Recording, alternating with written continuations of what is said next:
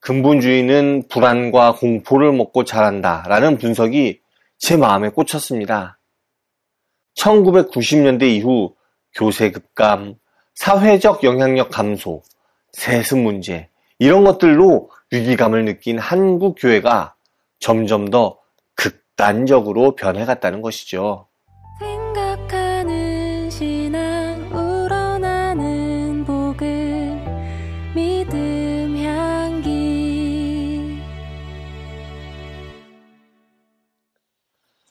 안녕하세요. 믿음 향기 채널에 오신 것을 환영합니다. 저는 이신영입니다.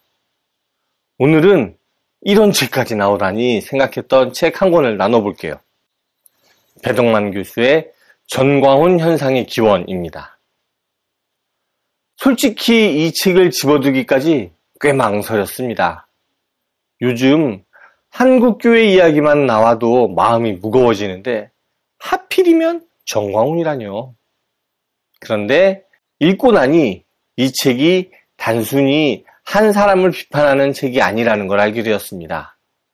오히려 우리 모두가 마주해야 할 불편한 진실을 담고 있더라고요. 이 책에서 가장 충격적이었던 부분은 제주 4.3 사건과 개신교의 연관성이었습니다.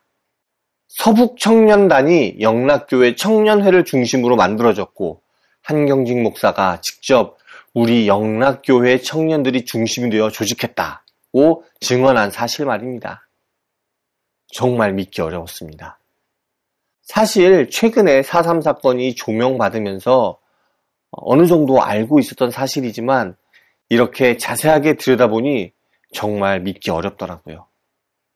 하나님을 믿는다고 하는 사람들이 어떻게 그런 끔찍한 학살에 가담할 수 있었을까요? 그런데 책을 읽어보니 당시 월남 개신교인들에게 반공은 신앙과도 같았다라고 하더라고요. 자신들의 이념을 하나님의 뜻이라고 나름 확신했던 것이죠. 이 부분을 읽으면서 정말 소름이 돋았습니다. 지금도 우리가 하나님의 뜻이라고 확신하는 것들 중에 실제로는 우리의 편견이나 이익을 포장한 것들이 있을지 모른다는 생각이 들었거든요. 한국교회와 정치 권력의 유착 관계도 생각할 게 많았습니다. 이승만부터 시작해서 박정희, 전두환, 이명박, 박근혜까지 보수 정권과 교회가 서로를 이용해온 역사가 아주 적나라하게 드러나 있습니다. 2007년 대선에서 한국교회가 경제를 만문으로 보느냐, 예수의 관점으로 보느냐 하는 선택의 기로에서 만문을 선택했다라는 지적이 특히나 뼈 아팠습니다. 솔직히 저도 신앙과 현실적 이익 사이에서 고민할 때가 많거든요. 특히 한국 사회에서는 교회도 결국 현실적 이해관계에서 자유롭지 못한 것 같습니다. 그런데 한편으로는 이런 분석이 너무 단순하다는 생각도 들었던 게 사실입니다. 실제로는 개별 교회나 성도들 차원에서는 정말 순수한 동기로 행동하는 경우도 많을 텐데 모든 것을 너무 이렇게 권력욕이나 또 기득권 수호로만 해석하는 게 맞나 싶기도 하고요. 또 책에서는 또 혐오 문제를 다루고 있는데 이 부분은 저도 정말 심각하다고 생각합니다. 특히 동성애 반대 운동에서 드러나는 혐오의 언어들을 보면 이게 정말 사랑의 종교에서 나온 말인가 싶을 때가 참 많거든요. 저자는 혐오는 혐오 주체의 인격도 해체시킨다 라고 말합니다. 양심의 가책이나 이성적 성찰을 방해하고 타인의 고통에 대한 공감을 가로막는다는 것이죠. 정말 그런 것 같습니다. 누군가를 미워하다 보면 자기 자신도 점점 미워지는 사람이 되어가는 것 같아요. 하지만 솔직히 말하면 완전히 혐오 없는 삶을 산다는 것도 쉽지 않은 것 같습니다. 특히 가치관이 정말 나와는 완전히 다른 사람을 만날 때 머리로는 이해하고 포용해야지 라고 생각하면서도 마음속으로는 답답하고 화가 나는 경우가 정말 많거든요. 이럴 땐 정말 어떻게 그 화가 나는 감정을 다스려야 할지 참 쉽지 않습니다. 배덕만 교수는 근본주의 성향 기독교는 원래 기독교가 아니다라고 단호하게 말합니다. 근본주의는 사회 변화에 대한 종교의 반작용일 뿐이고 기독교의 본질인 예수의 정신과 삶으로 돌아가야 한다는 것이죠. 이론적으로는 정말 맞는 말입니다. 그런데 현실적으로는 어떻게 해야 할지 막막한 면도 있습니다. 한국 사회가 워낙 변화가 빠르고 경쟁이 치열한데 정말 예수님의 방식으로만 살 수 있을까요? 때로는 좀 더 전략적이고 현실적으로 접근해야 하는 것 아닌가 하는 생각도 들고요.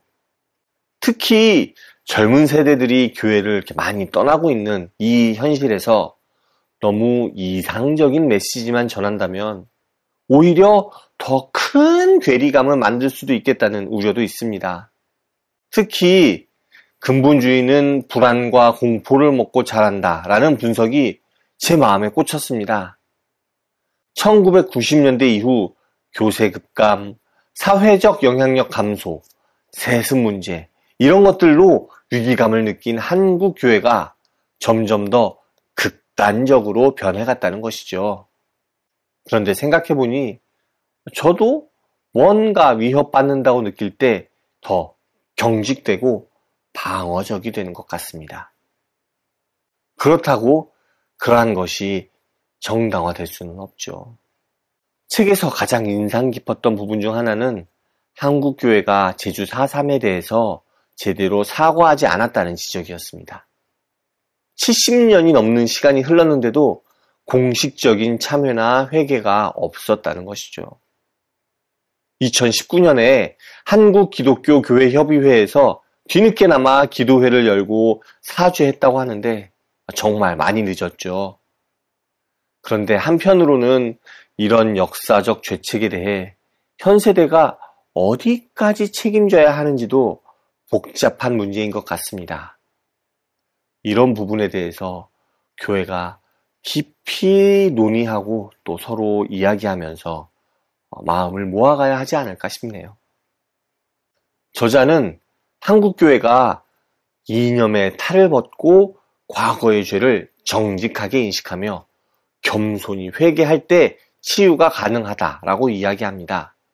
맞는 말이지만 실제로는 어려운 일이겠죠. 기득권을 내려놓는다는 게 말처럼 쉬운 일이 아님을 우리 모두는 다 알고 있잖아요. 이 책을 읽으면서 정말 좋았던 점은 저자의 냉정하면서도 애정어린 시선이었습니다. 한국 교회의 문제점들을 가차없이 지적하면서도 궁극적으로는 교회의 회복을 바라는 마음이 느껴졌거든요. 시대착오적 극우 세력과 함께 역사의 뒤안길로 빠르게 사라질 것이냐, 빛과 소금으로 자신의 존재감을 제대로 드러낼 것이냐의 갈림길에 서 있다는 진단도 정말 정확한 것 같습니다. 다만 이런 변화가 정말 가능할지에 대해서는 솔직히 확신이 서지 않습니다. 기존 시스템의 관성이 워낙 강하고 변화를 원하는 사람들도 실제로는 큰 희생을 감수하면서까지 나서기는 어려우니까요. 이 책, 전광훈 현상의 기원은 개인적으로는 좀 읽기 어려운 책이었습니다. 불편하고 충격적이고 때로는 절망적이기까지 했습니다. 그런데 그럼에도 읽길 잘했다는 생각이 듭니다. 이런 불편한 진실들을 외면한 채로는 진정한 변화나 성장이 불가능할 테니까요.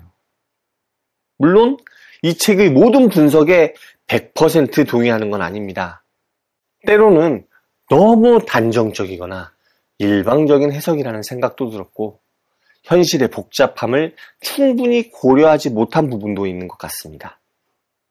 하지만 한국 교회가 지금 어디에 와 있는지 우리가 어떤 선택을 해야 하는지를 진지하게 생각해 보게 하는 책임은 분명합니다. 특히 저처럼 교회 안에서 어렸을 때부터 자란 사람들에게는 정말 아주 필요한 성찰의 기회를 제공해 주는 것 같습니다. 하나님은 분명 한국 교회를 포기하지 않으실 겁니다. 하지만 그 은혜가 우리의 안일함을 정당화하는 핑계가 되어서는 안 되겠죠. 이 책이 던지는 날카로운 질문들을 피하지 말고 정면으로 마주할 때 비로소 진정한 변화의 가능성이 열릴 것 같습니다. 쉽지 않은 길이지만 그래도 한 걸음씩 나아가는 수밖에 없겠죠. 완벽하지 않아도 느려도 그래도 포기하지 않고 계속 노력하는 것, 그것이 지금 우리에게 주어진 과제가 아닐까 싶습니다. 오늘 준비한 내용은 여기까지입니다. 한국 교회를 냉정하게 바라보고 바른 교회가 되도록 계속 노력하는 우리 모두가 되면 좋겠습니다. 감사합니다. 다음에 또 오세요.